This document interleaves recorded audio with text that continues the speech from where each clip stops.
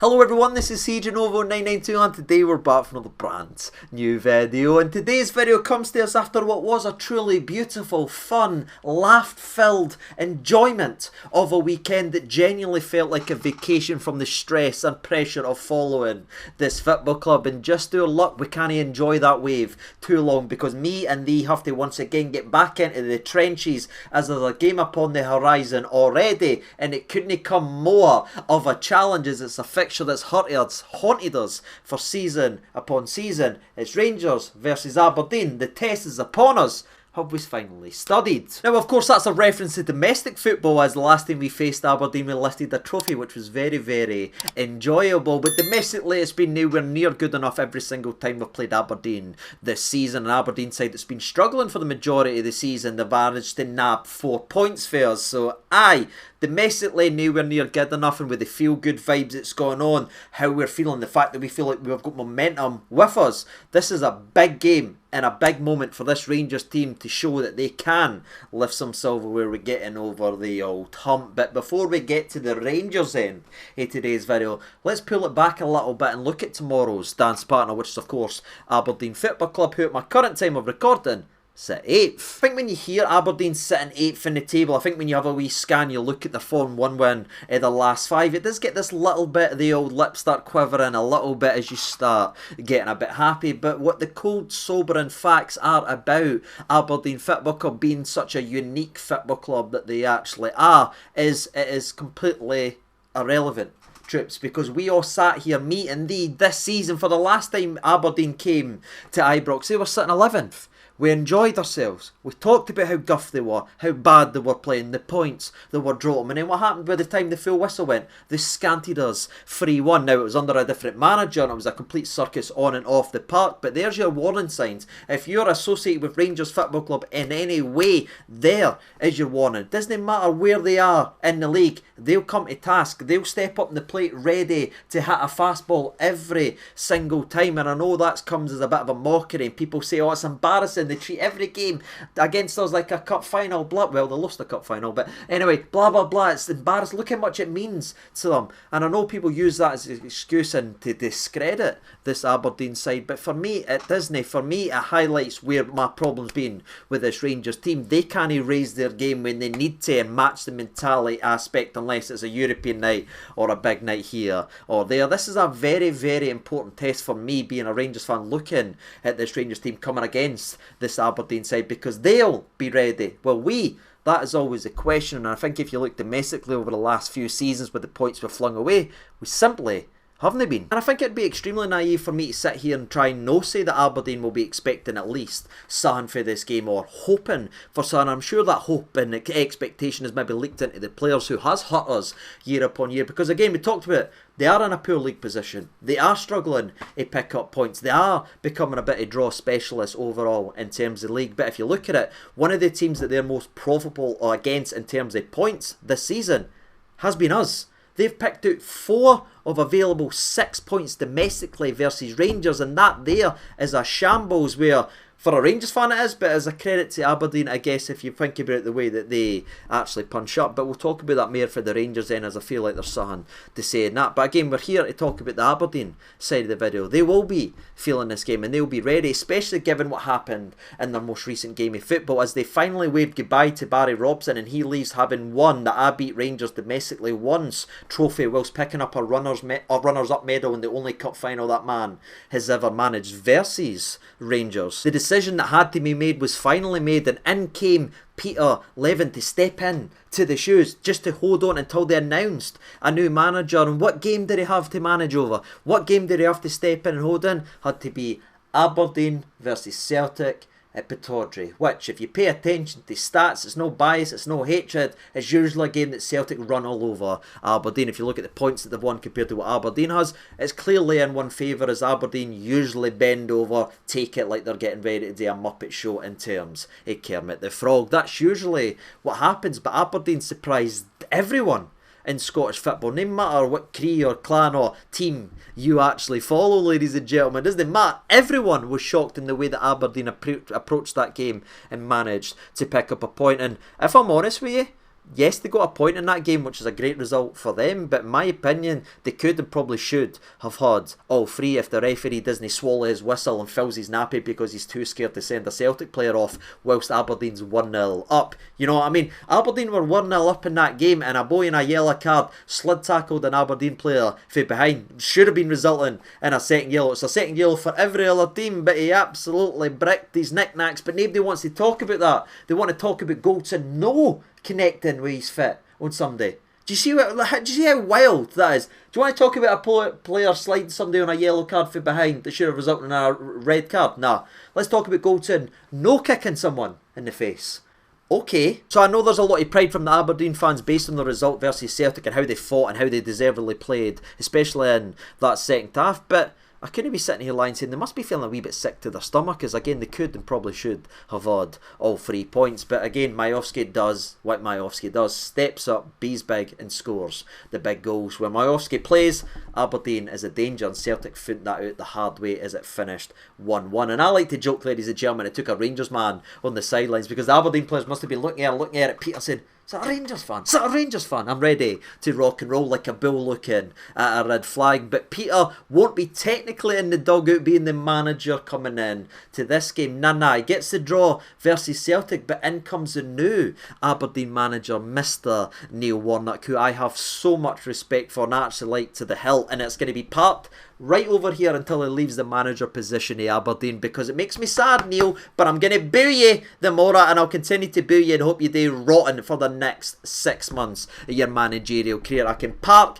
my joy, park my happiness. You brought me a lot of laughs early years and I find you a very interesting character, but now you're the Aberdeen manager, I want none more for you than a 0% win percentage. Now normally when new managers come in, we usually have a wee look at the positions they play and the type of formation, because that could be what we're against coming in to this game of football, but I'm not going to do that today, and it's not because I'm getting too lazy, ladies and gentlemen, it's simply because of what Neil Warnock has said himself. The foundations of this game plan has been put in from Peter and has been worked on all week from the Celtic game, or weekend I should say, coming in to this one. The work's been done, the foundation's been laid, and he's only been announced a couple days early because he wants to be in the manager's dugout versus Rangers. There's never been a bigger "you're only here to see the Rangers" than this moment right here, announcing an Aberdeen manager early because he wants to be a part of the experience at Ibrox. Rangers versus Aberdeen. It's comical, but again, the underlying and important thing is, doesn't matter how Neil Warnock's managed in the past or how he's set his team up, it'll be probably a carbon copy of the game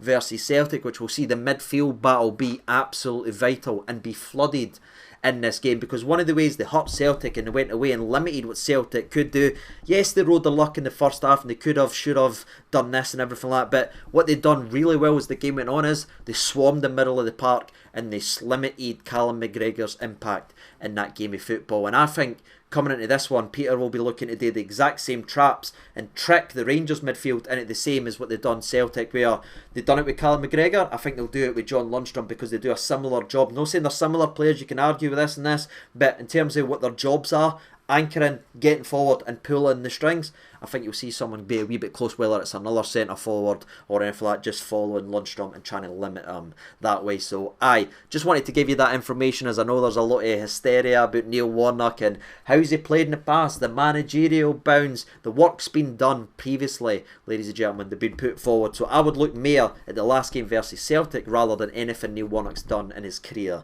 so far. He properly takes over and starts putting his philosophy in coming from the next game. No, this one. But with that being said, that's a sort of finish with the Aberdeen side of today's video. Now it's time to get over to the Rangers then, and it's really, really interesting, and it's almost poetic if you actually think about it. What stands ahead of us after tomorrow's 90-odd minute game of football is the opportunity to be sitting top at the table. Now obviously there is a couple goal differences in there, but if we're able to get the win, we're able to win 2-0 or more, there's an opportunity to climb to the mountaintop where we want to be when it's all said and done at the end of the season. And for me, the poeticness actually comes in it, and the fact that it's against Aberdeen, an Aberdeen side that has robbed us again of points this season. The points that we threw away in pathetic displays and disappointing displays versus Aberdeen is what's cost us for probably being further in terms of sitting at the top of the table. Well, now we face them eye to eye, ladies and gentlemen, and it's again a domestic hump that has hurt us year upon upon year because we've not reached their mentality, because we've not approached the game that way. And I've voiced my opinion on this before, we touched on it at the early of the video, but I didn't take anything away from Aberdeen players or that coming into the game want to play that. That's irrelevant to me. Where my focus is when I sit over and look at the Rangers and why we can't raise your game and ever walk here the surface, the Ibrox, wearing a Rangers crest on your chest and see opposition players wanting it more than you. That should never be happening in the first place, ladies and gentlemen. Well, now there's an opportunity for added spice on top of that. You can get the revenge for the embarrassing 3-1 loss. You can get your revenge for the domestic points you flung away against this Aberdeen side for years, but you've also got the chance to reclaim the top of the table and really set a marker down, because it is spicy out there. Folk are turning on each other elsewhere, and if we keep our house in order and we keep on doing our jobs, you just never know what's going to be happening in May in terms of doing this with silverware in our hands. It's this type of game, this type of night that separates you if you're being nearly men, good number twos, unlucky number twos, or if you actually want to be winners. And for me, again, it's poetic that it's against Aberdeen. It's a team that we should have bet this season already domestically. It's a team we should have took maximum points off, but we haven't so far. We'll now have the opportunity to do it, and again, the prize at the end of that is a chance to put more pressure on our title rivals and sit the top of the league if we're able to win this game by more than the goals that we need required. And it's probably ironic that I've built it up that way and got really excited. We'll probably win them all. It'll be 1-0 and we'll not be sitting top with the goal difference, but I'm backing my team to go ahead and get what's needed done, as I know there will be a manager in that dugout that will be drilled into every single one of our players what's at stake tomorrow. Not just the 3 points, but the mentality shift, the momentum shift that is there, and it's happening right now. We're all living through it. Well, this is a major part of it, and again, it's going to answer some questions and it's going to bring some conversation points about certain individuals in the team. The likes of Barisic, he's came back versus Livingston, very happy to see the laddie, but I want Radvan in the tomorrow, because I've seen this game, I've seen them fail in this task before. There is new blood in the team, and it's time for the new blood to show the old blood what they couldn't do consistently enough, and that's take advantage when there's slip-ups. They've done brilliantly since Clement's came in, they've done brilliantly since they've come back to the winter break. Well, now it's a test versus a team that has been our Achilles heel year upon year whenever these opportunities arise. It's all ahead of us. I know it's just a league match and I know it's on a Tuesday night, but this is massive for me because it's going to tell you a lot about the mentality of the players that's still in for the old guard and what we're actually able to achieve with them leading us. A wee special congratulations as well to the manager who's just won Manager of the Month. Hopefully, if he continues to do his job and the players continue to do their job, there'll be plenty of them on the cards. But let's get to the injuries and suspension slash who's missing, who's out style of the video, as we have a little update as Ryan Jack won't be available for the game now. Before everybody shouts and say, oh no, is he injured again, I'm gutted, blah blah blah. He's actually just been managed properly by Clement. You know, a manager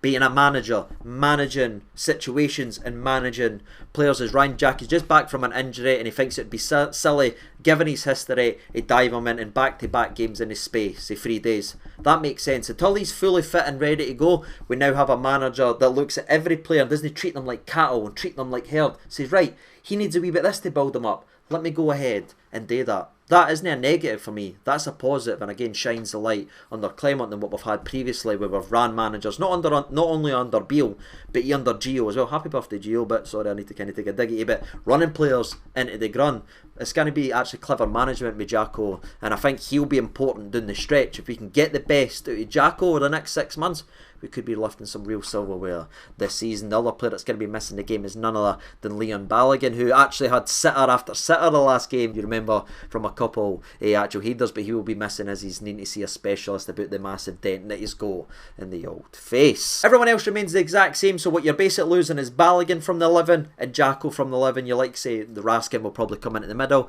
and you're looking at John Suter coming in terms of the back line. That's your Rangers team news. That's what I want to see for this game. I just want to see a 20 minutes for a Rangers team versus Aberdeen that we actually show that we want it. We should never go into a game of football where the other team wants it more than us. Doesn't matter if you treat them like a rival Civil War. It means me to their fans or no, doesn't matter. I think when you're at home, protect your grunt and go attacking ready to rock and roll and put this game away. It's absolutely massive for this football club. It is a huge game. It is a huge test. But it's a test that this Rangers team is more than capable of. And bloody better pass it to just keep that momentum swinging our freaking favour. And that's it, ladies and gentlemen, boys and girls. That's your update. That's the Neil Warnock discussion. Again, I don't think there's too much actually in it for this game. By the next one, yeah, you can look at how Neil Warnock's setting his team up, but I imagine it'll be the exact same. The middle of the park's going to be vital in this match. We've looked at the Rangers mentality, and I've given you a wee cheeky update. That's sort of all I've got to say. I'm going to go with Rangers 2, Aberdeen 0. I think we'll keep a clean sheet, even though Majowski does scare the living life out of me, as he's just a natural goal scorer. He stands out in this league of football, especially just being 24 years old. But aye, 2-0 to Rangers. I'll take it. 3 points in the bag. That would be beautiful. What about you? Let me know your thoughts and opinions down there in the old comment section below. And as always, I've been CJ92. I'll see you tomorrow after the game. It'll be a late one, right enough. But till then, all the best and bye-bye.